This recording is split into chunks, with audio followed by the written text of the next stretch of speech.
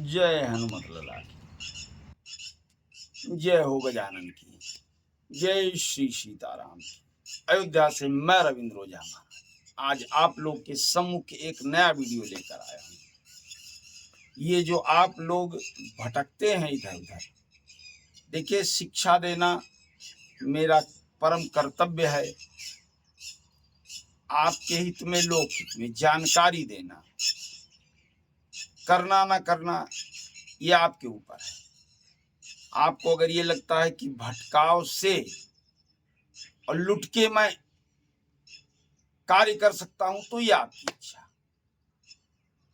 बहुत सी समस्याएं होती हैं, लोग ये नहीं देखते कि मैं क्यों परेशान हूं, मेरे ये जो कार्य हैं क्यों रुक रहे हैं। तो कहीं ना कहीं ये सोचिए कि मन की मैलता,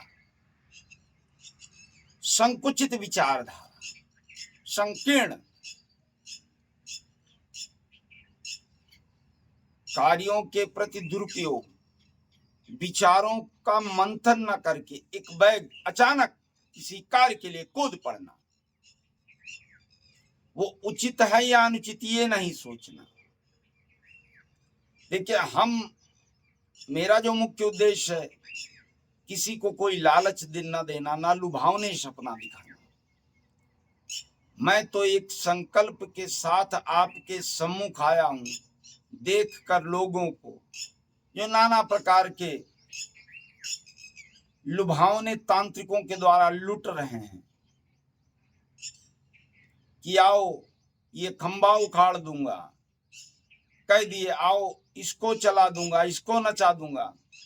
आप वहां जा रहे हैं, लूट रहे हैं, वो आपकी विचार। सोचने की बात है कि क्या किसी ने वृक्ष को चलाया है और चलते हुए देखा है? आप बताइए। ये कलयुग है। 100 में कहीं 5% सत्य लोग बैठे हैं, और जो लोग ऐसे लुभावने सपने कि मैं पेड़ चला सकता हूं, मैं यहाँ पानी उड़ा सकता हूं, मैं इस तालाब को सोख सकता हूं, जब इतना कर सकते हो तो जो ब्रह्मांड में लौकिक शक्तियां हैं उनको भी बुला लो। जो परेशान आत्माएं हैं उनको मुक्त कर दो। जनहित में भी कोई कार्य करके दिखाओ, लोक हित में कार्य करके दिखाओ, उन गरीब कन्याओं का विवाह करके दिखाओ। उसमें कहीं तुमने भक्त बुला करके भक्त का अनुमोदन कर लिया टन गोपाल से, लेकिन क्या लोक हित में कार्य किया?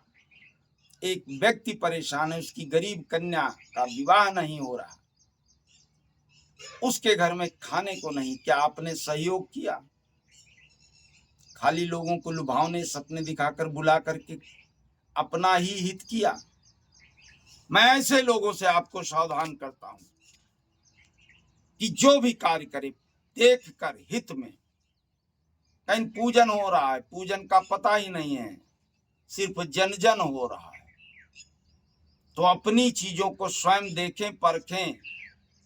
कुछ कार्य है जो आप स्वयं अपने सम्मुख करें। फिर मैं अगले एक वीडियो में आप लोग को विधिवत जानकारी दूंगा इन चीजों के बारे में, कि जो भी वाणी पे ना जाए,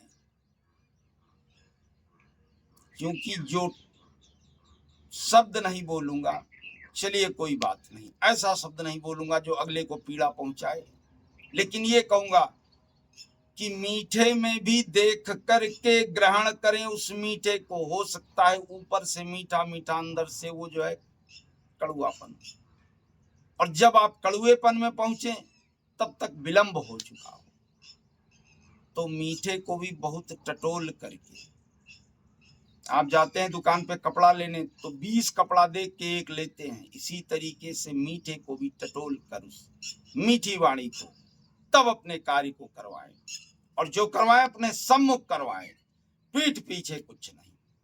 जो करना है मेरे सम्मुख कीजिए। मैं देखना चाहता हूं, मैं जानना चाहता हूं कि कैसे कार्य होता है और कैसे हो रहा है। आज का जो मुख्य विषय है आप लोगों को बताने आया हूं, क्योंकि आप लोग कई जगह भटक चुके हैं। बाबा जी, महाराज जी, मैं बड़ा परेशान हूं, मेरे पुत्र का विवाह नहीं हो, पुत्री का कहीं लाव पूजन कर दूंगा, ये यंत्र धारण कर लो, ये तमाशा बना लो, विवाह हो जाएगा। आज का जो विषय है कि आपके लिए लेकर के आया हूं, आप स्वयं करें, कहीं ना जाएं, स्वयं करें और लाभ लें, कहीं भटकने की आवश्यकता नहीं। कन्या का विवाह नहीं हो रहा, पुत्र का विवाह नहीं हो रहा, परेशान हैं आप, लोगों से कह के घूम टहल कर, नात रिश्तेदार हित मित्र बंधु सखा सबसे, भैया देखिएगा कोई लड़की होगी, भैया देखना कोई लड़का होगा, बताना बहुत परेशान हूं, अड़चने आ रही हैं। आके देखता है परिवार, लड़की देखती है, लड़के को मना कर देती है, पसंद नहीं है, लड़का देखता है, लड़की को मना कर देता है। 20 जगह आप भटक चुके हैं, कुछ नहीं, कोई भटकाव नहीं। आप स्वयं कार्य को करें और देखिए कैसे चमत्कार होगा कि रुका हुआ विवाह संपन्न होगा। बेटे या बेटी के विवाह में जो अड़चन आ रही वो दूर हो जाएगी। करना क्या है, शुक्रवार के दिन आपको एक छोटा सा मिट्टी का पात्र, कलश लेना है और एक परई, कलश और परई रुई की बत्ती लेना है, सिंदूर लेना है, चुनरी लेना है और हल्दी की गांठ, 3 गांठ, और थोड़ी सी पिसी हल्दी ले लीजिएगा। अक्षत लेना है। प्रातः काल स्नान ध्यान करके बैठ जाएं और उस कलश में 5 बूंद, 3 बूंद, 11 बूंद गंगा जल डाल दें और जल भर दें। अब उसमें वो तीनों जो हल्दी की गांठ है वो डाल दें। ओम गंगौरी गणपतये नमः, ये मंत्र हर उस पे बोलना है, जल डालते समय, गंगा जल डालते समय। ओम गंगौरी गणपतये नमः। अब उसमें 11 बूंद तिल का तेल डाल देना है। सफेद तिल वो कलश के अंदर डालना है और 1 रुपए का सिक्का, उसके ऊपर परई को रखना है और जो अक्षत है वो हल्दी से रंग करके उस पे परई पे रख देना है और दिए को परई के ऊपर रखकर तिल का वो तेल डाल करके बत्ती जला लेना है और जाना है घर से।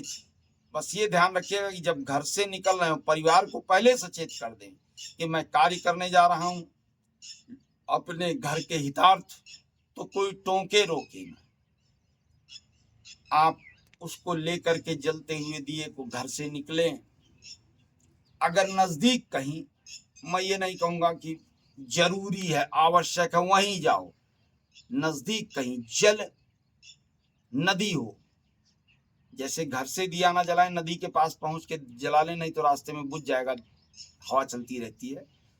नदी हो जहां जल प्रवाहित हो रहा है वहां पर जाए और दिया जला करके इस मंत्र का उच्चारण करते हुए जो मैंने आपको बताया है उस जल में और मन की इच्छा को कहते हुए कि हे जल देवता, हे प्रभु, मेरे पुत्र या पुत्री के विवाह में जो भी अड़चन आ रही है, आप जैसे आप प्रवाहित हैं, बह रहे हैं, ऐसे उस अड़चन को बहा ले जाएं और उसको उस जल में प्रवाहित कर देना है।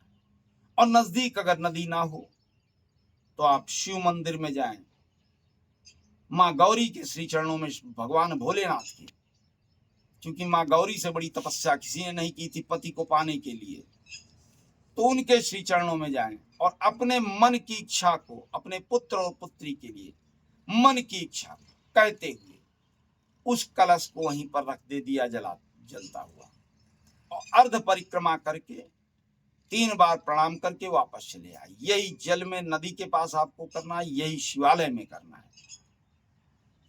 और इस बात को ध्यान रखिए, मैं कोई बहुत बड़ी आपको उम्मीद नहीं दे रहा हूं, मैं स्वप्न नहीं दिखाता हूं, मेरा कार्य स्वप्न दिखाना नहीं, सत्य को चरितार्थ करना है। तो ये चैलेंज कर रहा हूं कि इस कार्य को आप करेंगे तो जो अड़चन आ रही है, परेशान हैं आप, इधर उधर घूम कर, टहल करके, भाग दौड़ करके, पुत्र या पुत्री के विवाह में जो अड़चन आ रही वो चुटकियों में ऐसे समाप्त हो जाएगी। देखिएगा कैसे आपके पुत्र या पुत्री का विवाह अचानक तय होता है, आपको स्वयं नहीं पता चलेगा। ये ऐसा अचूक प्रयोग है, आजमाया हुआ, किया हुआ। बंबई की हमारे शिष्य थे, उनकी पुत्री के विवाह में अड़चन आ रही, उस समय उन्होंने इस प्रयोग को, मैंने श्री गुरु मुख से लेकर के इस प्रयोग को दिया और किया उन्होंने। आप विश्वास नहीं करेंगे, चमत्कार हुआ। 1 हफ्ते के भीतर अचानक उनकी पुत्री का विवाह अच्छे परिवार में तय हो गया। आज वो सुखी संपन्न है। तो स्वयं आपको नहीं पता चलेगा कि कैसे ये चमत्कार हो गया। सब ईश्वरीय देन है। कहीं ना कहीं आपके पूर्वार्ध के कारण, दोषों के कारण रुकावटें आती, वो इन प्रयोगों से दूर होती है। तो इस चमत्कारिक उपाय को करें, लाभ लें। कोई भी समस्या हो, आप हमारे वीडियो में जो ये नंबर है इन पे संपर्क कर सकते हैं। फिर एक बार आपसे निवेदन करूंगा, कहना मेरा कार्य है कि मेरे इस वीडियो को ज्यादा से ज्यादा लाइक करें, शेयर करें, सब्सक्राइब करें, जिससे आपके ही जो भाई बंधु अन्य बैठे हैं, उनके परिवार में, उनके पुत्र या पुत्री के विवाह में ऐसी कोई भी अड़चन आ रही हो, इस प्रयोग के द्वारा दूर हो और वो भी प्रसन्न हो आपकी तरीके से। तो कैसा लगा आपको मैं जो भी प्रयोग दे रहा हूं? वो आपको अगर मुझसे संपर्क करना है, शाम 5 से रात 11 बजे तक संपर्क कर सकते हैं। मिलना चाहें अयोध्या में आके मिल सकते हैं। आपकी सेवा में तत्पर हूँ, हाजिर हूँ। आप लोगों की सेवा के लिए ही बैठा हूँ श्री अयोध्या धाम में। ऋषिकेश के श्री गुरु महाराज जी द्वारा आशीर्वाद लेकर, उनके आदेशानुसार आप लोग की सेवा में तत्पर हूँ। तो एक बार आप लोग मेरे साथ बोल दें, वैसे भी बोलते हैं लेकिन प्रसन्न मन से, हृदय से बोल दें कि जय जय जय श्री सीताराम।